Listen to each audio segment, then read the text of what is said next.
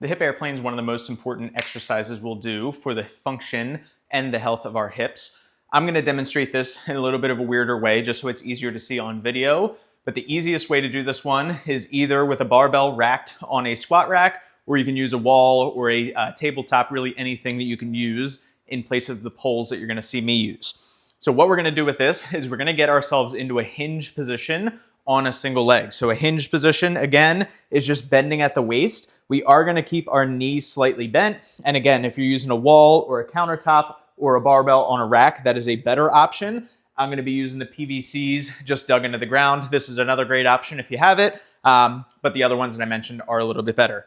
Standing on a single leg, we're going to kick our other leg up as high as we can as we reach our arms forward for that support. Again, it can be a little bit higher if that suits you better. When I'm on this single leg, I want to avoid letting my knee completely lock out. So I do want to be a little bit softer on my knee as I really try to reach this back leg up as high as I can. This is our starting position and this is our centered position. From here, I'm going to try and rotate on top of my leg. I like to use the cue of imagining like I'm trying to point my belly button at the leg I'm standing on. When I do that, I should feel a good stretch come out on the outside of the leg, kind of near the IT band or on that glute at the top.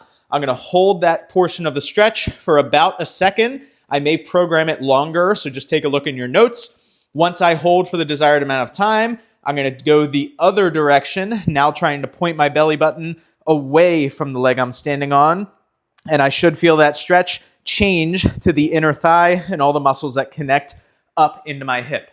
As you can see, the balance is a little bit tough, which is why we want to hold on to something and really try to move our hips each direction as far as we can.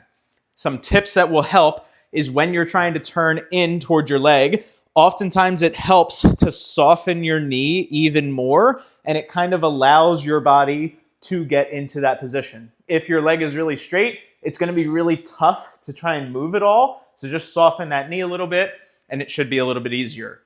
Conversely, when I'm trying to open up away from my standing leg, I can think about trying to push into the floor to try and help open my hips out to the side.